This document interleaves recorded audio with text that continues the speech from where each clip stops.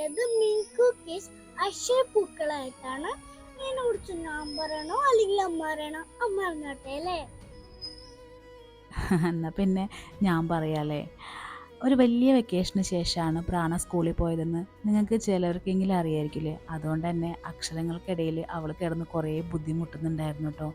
ഇവിടെ ഞാൻ അവൾക്ക് വേണ്ടിയിട്ട് എങ്ങനെയാണ് ഇതൊന്ന് ശരിയാക്കുക എന്നുള്ളത് കുറേ ആലോചിച്ചപ്പോഴാണ് എനിക്ക് മിൻകോ കിഡ്സിൻ്റെ അക്ഷരപ്പൂക്കൾ എന്ന ഒരു ലേണിംഗ് അസിസ്റ്റൻറ്റിനെ കുറിച്ചിട്ട് ഞാൻ അറിയുന്നതും അത് വാങ്ങിച്ച് അവൾക്ക് കൊടുക്കുന്നതും.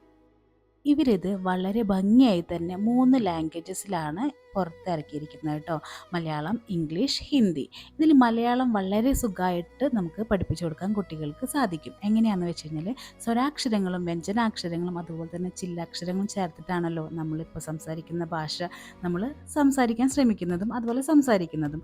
അപ്പോൾ കുട്ടികളിൽ ഇതെങ്ങനെ പ്രാവർത്തികമാക്കാം എന്നവർ വളരെ സിമ്പിളായിട്ട് ഒരു ഗെയിമൊക്കെ കളിക്കുന്ന പോലെ ഇവരിത് അറേഞ്ച് ചെയ്ത് വെച്ചിട്ടുണ്ട്. അതായത് വ്യഞ്ജനാക്ഷരങ്ങൾ വായിക്കാൻ വേണ്ടിയിട്ട് സ്വരാക്ഷരങ്ങളുടെ സൗണ്ടാണ് ഇവർ ഇതിൽ കൊടുത്തിരിക്കുന്നത്. ആ കീ വെച്ചിട്ട് നമുക്കിതിങ്ങനെ ഓരോ വേർഡ്സിൻ്റെ അടുത്തും കൊണ്ടുപോയിട്ട് വെച്ച് കഴിഞ്ഞാൽ അതിൽ നമുക്ക് വാക്കുകളും അതുപോലെ തന്നെ സെൻറ്റൻസുകളും ഉണ്ടാക്കാൻ പറ്റും. ഈ ഒരു ബേസ് എന്ന് പറഞ്ഞു കഴിഞ്ഞാൽ വളരെ ഹെൽപ്പാണ് കേട്ടോ. വളരെ ഹെൽപ്ഫുൾ എന്ന് വെച്ച് കഴിഞ്ഞാൽ വളരെ ഹെൽപ്പ് ചെയ്യും പാരൻസിനെ.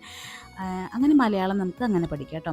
അത് കഴിഞ്ഞിട്ട് വരുന്നത് ഇംഗ്ലീഷാണ്. ഇംഗ്ലീഷിലും ഇതുപോലെ തന്നെ നമ്മൾ വൊവൽസിൻ്റെ സൗണ്ട് താഴെ കൊടുത്തിട്ടുണ്ട്, മലയാളത്തിലും ഇംഗ്ലീഷിലും. ഇതും വളരെ നല്ല രീതിയിൽ തന്നെ നമ്മൾ മക്കൾക്ക് വായിച്ചു കൊടുക്കാൻ സാധിക്കും. അപ്പോൾ ഈ വവൽസിൻ്റെ സൗണ്ട് പ്രൊനൗൺസിയേഷൻ എങ്ങനെയാണ് ഇംഗ്ലീഷ് അക്ഷരങ്ങളെ നമുക്ക് വാക്കുകളും സെൻറ്റൻസുകളും ആക്കുക എന്നുള്ളത് തന്നെ നമ്മൾ മലയാളത്തിൽ കണ്ട പോലെ തന്നെയാണ് ഇംഗ്ലീഷിലും ഇവർ അറേഞ്ച് ചെയ്ത് വെച്ചിരിക്കുന്നത്. അതുകൊണ്ട് തന്നെ നമുക്ക് വളരെ സുഖമായിട്ട് കുട്ടികൾക്ക് ഇംഗ്ലീഷും പറഞ്ഞു കൊടുക്കാൻ പറ്റും കേട്ടോ.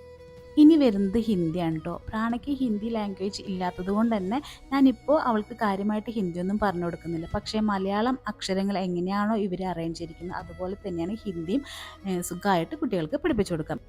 ഈ ഒരു ലാംഗ്വേജ് അസിസ്റ്റ് എനിക്ക് കിട്ടിയിട്ട് ഒരാഴ്ചയോളായിട്ടോ. ഈ ഒരാഴ്ചയിൽ തന്നെ ഞാൻ ഇവൾക്ക് പലപ്പോഴായിട്ട് ഇത് പറഞ്ഞു കൊടുക്കലുണ്ട്. സ്കൂളിലത്തെ ഹോംവർക്കൊക്കെ ചെയ്ത് കഴിഞ്ഞ് ഒരു ഗെയിം കളിക്കുന്ന പോലെ പ്രവീൺ പ്രാണയും ഇരുന്ന് പഠിക്കുന്നതും എനിക്ക് കാണാൻ ഭയങ്കര ഇഷ്ടമാണ് കേട്ടോ.